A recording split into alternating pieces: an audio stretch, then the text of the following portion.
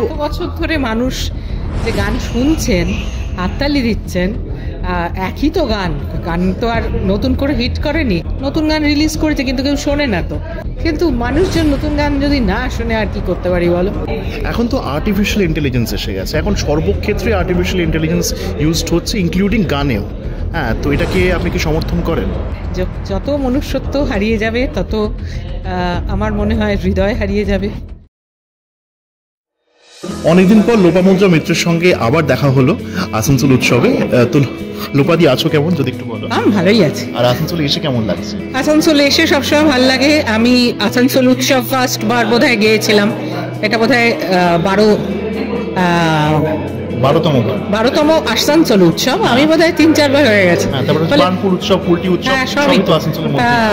এটা তো ভালো লাগার জায়গা। অ্যাবসলিউটলি। এত বছর ধরে মানুষ যে গান শুনছেন, হাততালি দিচ্ছেন, একই তো গান তো আর নতুন করে হিট করেনি, এটাই আমার আশ্চর্য লাগে। হ্যাঁ, তো এই যে একই তো গান যখন বলছেন তখন জিজ্ঞাসা করতে ইচ্ছে করে যে আপনার নতুন গান কবে রিলিজ করছে? নতুন গান রিলিজ করেছে কিন্তু কেউ শোনে না তো। নতুন গান হই হই করে বাঁচি এই কদিন আগে রিলিজ করেছে। তার আগের বছর ও জীবন শ্রীজাতর লেখা জয় সুর, সেটা রিলিজ করেছে। হই হই করে বাঁচি সৈকত চট্টোপাধ্যায় আসানসোলেরই একজন, তার ইয়েতে রিলিজ করেছে। কিন্তু মানুষজন নতুন গান যদি না শোনে আর কি করতে পারি বলো? এই যে নতুন গান যে মানুষজন শুনছে না, তার পেছনে কি কারণ বলে আপনার মনে হয়? প্রথম কথা, প্রমোশন নেই, যেভাবে মার্কেটিং এর দরকার সেটা করতে পারি না। আর একটা আমার মনে হচ্ছে যে একটা গান কোনো ছাপ ফেলতে পারছে না। অনেকগুলো গান অ্যালবাম করে যদি মানে ধরো 8টা 9টা 10টা গান গাইতাম, তার থেকে 2টো গান তো ভালো হলো, মানে মানুষের অপশন থাকতো। এই অপশনটা না থাকায় বোধহয় একটা প্রবলেম হচ্ছে, কিন্তু আমাদের আবার প্রমোটার না পাওয়াতে আমাদের আবার সমস্যা হচ্ছে। মানে কি, মানে একটা অদ্ভুত জায়গা। একদম। এখন তো আর্টিফিশিয়াল ইন্টেলিজেন্স এসে গেছে, এখন সর্বক্ষেত্রে আর্টিফিশিয়াল ইন্টেলিজেন্স ইউজড হচ্ছে, ইনক্লুডিং গানেও। হ্যাঁ, তো এটাকে আপনি কি সমর্থন করেন? না, যত মনুষ্যত্ব হারিয়ে যাবে তত আমার মনে হয় হৃদয় হারিয়ে যাবে। আর এই হৃদয়টাই তো একমাত্র মানুষের আছে, সেটাই যদি মানুষের মতো না থাকলো তাহলে কি রইল?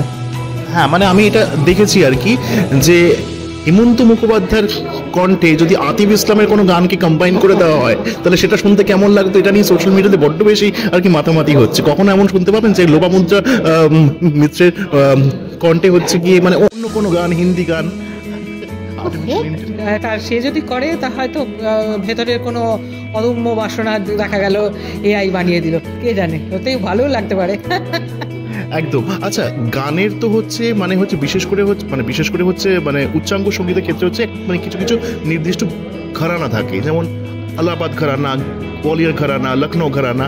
তো আপনি আপনার গানকে কোন ঘরানার মধ্যে ফেলেন বলে আপনার মনে হয়? লোপামুদ্রা মিত্র ঘরানা। লোপামুদ্রা মিত্র ঘরানা। আচ্ছা, আর একটা ইন্টারেস্টিং প্রশ্ন, সেটা হচ্ছে গিয়ে আমার যত ফ্যান্সরা আসে আপনার, ইনফ্যাক্ট যেমন আমরা গুগলে সার্চ করি হচ্ছে শাহরুখ খান আননোন ফ্যাক্টস, তো লোপামুদ্রা মিত্র আননোন ফ্যাক্টস যদি কেউ গুগলে সার্চ করে কি খুঁজে পাবে, বা আপনি আপনার এন্ড থেকে কি বলতে চাইবেন? আননোন ফ্যাক্টস, আননোন ফ্যাক্টস আমার কিছু নেই। কারণ আমি একটা অসম্ভব সাদা পাতা, এবং আমি অসম্ভব খোলা। আমার মঞ্চ যদি কেউ 3-4 বার দেখে থাকে, 30 বছর আমার গান জীবনের, বেণী মাধবের 30 বছর আর আমার 35 বছর হলো। না, আমার দরকার নেই, ঠিক আছে, সেটা একেবারেই বিশেষ কিছু না। কারণ গতকালকেই একজনের সঙ্গে মিট করে এলাম, তিনি 60 বছর গান গাইছেন, ফলে এটা নিয়ে বলার কিছু নেই। কিন্তু ঘটনা হচ্ছে যে আননোন ফ্যাক্টস আমার কিছু নেই। আমি খুব খোলামেলা, আমার দুঃখ হলে সেটা প্রকাশ করি, আনন্দ হলে সেটা প্রকাশ করি। এটা শাহরুখ খানের পাওয়া যাবে না। সত্যি বলতে জয়দার সঙ্গে তো অসংখ্যবার ইন্টারভিউ নিয়েছি ওনার, এবং উনি আসানসোলে এসেওছেন অনেকবার। তো এই যে জয়দা লেখেন সুরে, আপনি গান সব থেকে ইন্টারেস্টিং আর প্রশ্ন আমার মনে জিজ্ঞাসা করে যে আধুনিক গান নাকি হচ্ছে রবীন্দ্র গান? না, আমি অবশ্যই আধুনিক গানকেই মানে আগে দেব, মানে আধুনিক গানটা করা উচিত, কারণ রবীন্দ্রনাথ রয়েছেন সেটা ভালোবাসার জায়গা, কিন্তু আধুনিক গান যদি তৈরি না হয় তাহলে সময়ের পরিচয় থাকবে না, সময় পরিচয় থাকবে।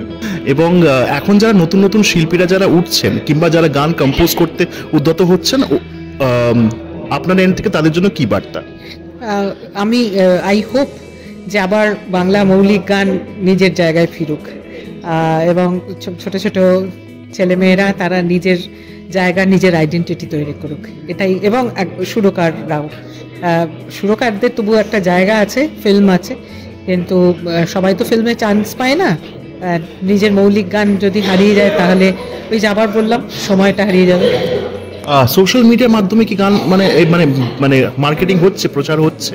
হ্যাঁ, অনেকটা তো হচ্ছে বটেই, আবার গুলিয়েও যাচ্ছে, এত মানে কোয়ান্টিটিতে বেড়ে গেছে সবকিছু না, যেখানে মানুষ বাছাই করা, আর এখন তো ভালো মন্দ মুড়ি মিশ্রি সব সমান হয়ে গেছে না। এটা একটু ছোটবেলায় যখন হচ্ছে ক্যাসেটে শুনতাম, আমাদের সময় অনেক ইজিয়ার ছিল বিষয়টা। এখনকার দিনে গান বাজনা করা, গান বাজনা করে নিজের আইডেন্টিটি বজায় রাখা, জনপ্রিয়তা পাওয়া, সবই খুব সমস্যার।